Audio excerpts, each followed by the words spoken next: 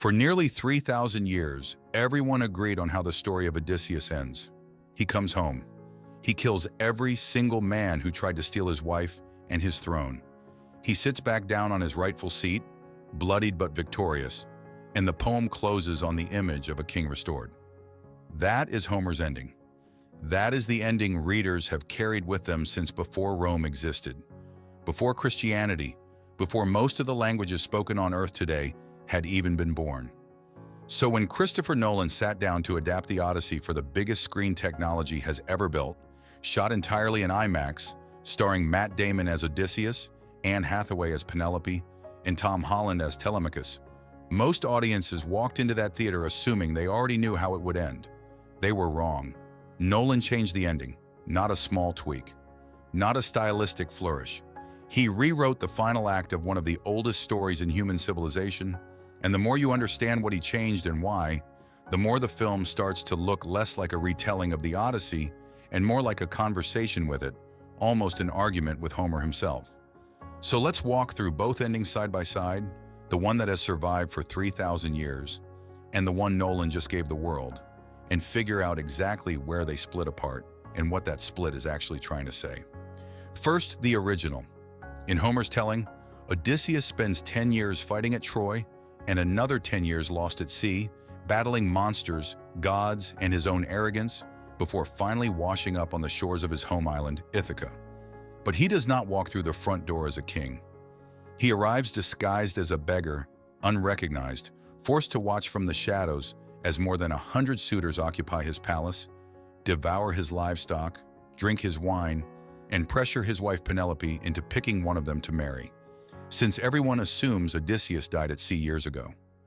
Penelope, for her part, has been stalling them for years, using every trick she has, most famously weaving a burial shroud by day and secretly unweaving it by night so she never has to finish it and never has to choose a husband. When Odysseus finally reveals himself, he does not do it quietly. He strings his old hunting bow, a bow none of the suitors could even bend, and uses it to shoot down every single one of them in the palace hall. Then his son Telemachus and a handful of loyal servants finish the job, hanging the disloyal maids and mutilating the traitorous goatherd who sided with the suitors. It is brutal, total, and final. Odysseus does not spare a single guilty man. He reclaims his house, his wife, and his throne through overwhelming, uncompromising violence. And the poem treats this as justice, not tragedy. That is the ending audiences have inherited for 3 millennia. Now here is what Nolan does instead. The slaughter still happens. Damon's Odysseus still strings the bow, still reveals his identity, still cuts down the men who invaded his home. But then the film pulls back from Homer in a way scholars are still arguing about. Rather than killing every suitor without mercy, Nolan's Odysseus spares some of the men who surrender, who kneel and beg rather than fight. According to Joel Christensen, a classic scholar who edited a major critical guide to the poem, this is a direct and deliberate departure. He has said openly that the more historically faithful choice, the choice that matches what actually happens in Homer, would have been for Odysseus to kill the kneeling men anyway, because that is what the original poem does. Nolan chose mercy instead, and that single choice cracks open everything else that follows. Because sparing the suitors means their families don't simply mourn quietly. Their relatives storm Ithaca, demanding revenge for their dead sons and brothers, and the island tips toward outright civil war.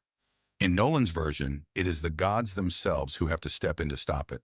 Zeus hurls a thunderbolt to interrupt the fighting, and Athena forces both sides to swear a truce. That scene does not exist in Homer at all. It is Nolan inventing new machinery to resolve a crisis that only exists because he changed the earlier scene. And the differences don't stop there. In the original poem, once the suitors are dead, Odysseus simply resumes his throne. He is king again, full stop. The story restores the natural order and moves on. Nolan's Odysseus does something almost unthinkable by ancient Greek standards. He refuses the throne.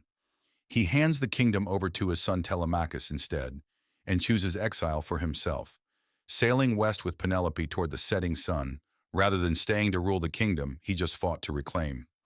In the film, this callback actually pays off in earlier detail, because Penelope had once dreamed of the two of them doing exactly that, sailing west together long before Odysseus ever returned. So structurally, it plays as bittersweet rather than triumphant. They get each other, but not the throne, not the old life, not a clean victory. Why would Nolan do this? Why rewrite an ending that has worked for 3,000 years? The film gives us the answer through a phrase it repeats throughout, something the movie calls Zeus's law, the ancient code that says you treat guests and hosts with honor, because any stranger at your door might secretly be a god in disguise. Nolan's Odysseus becomes convinced that the entire Trojan War, and by extension his own homecoming, was built on a violation of that law. The Trojan Horse, his own most famous trick, was a gift that was actually a weapon, a total betrayal of the sacred rule of hospitality. In Nolan's framing, Odysseus starts to believe that his victory at Troy didn't just end a war, it broke something fundamental in the moral order of the world. And that breaking it is what plunged the wider Mediterranean world into the chaos and collapse that actually did follow the Bronze Age, the same period historians now associate with the mysterious Sea Peoples, and the sudden fall of multiple ancient civilizations almost at once. So in Nolan's version, Odysseus isn't just a wandering hero trying to get home. He is a man carrying the guilt of having broken civilization itself, and his mercy toward the suitors, his refusal of the throne, his choice of exile, all of it becomes an attempt to atone, to finally follow the law he broke, even if it costs him everything he fought to get back. If that theme sounds familiar, it should.